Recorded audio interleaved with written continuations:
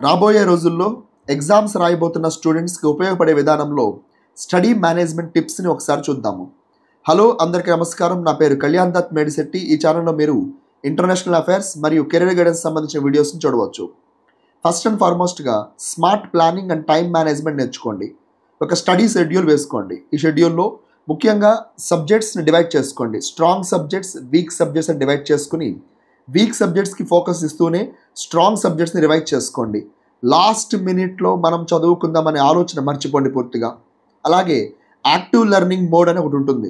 Mind maps వేసుకోవడం, flow చార్ట్లు వేసుకోవడం, మిన్మోనిక్స్ వేసుకోవడం, ఇంపార్టెంట్ ఇయర్స్, ఈక్వేషన్స్ ఇవన్నీ గుర్తుపెట్టుకోవడం, ఫార్ములాస్ని బాగా రివైజ్ చేసుకోవడం, ఫార్ములాస్ బేస్ పైన కాన్సెప్ట్స్ అన్నీ కూడా రివైజ్ చేసుకోవడం, ఇలాంటి పద్ధతులు నేర్చుకోండి.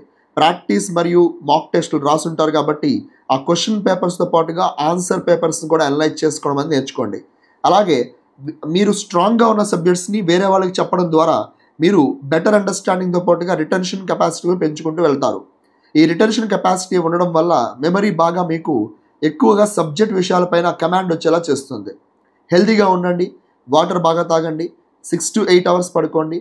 ఎగ్జామ్స్కి ముందు నిద్ర తగ్గిపోవడం అనేది కామన్గా గమనిస్తూ ఉంటాము, కానీ ఆ పని చేయొద్దు.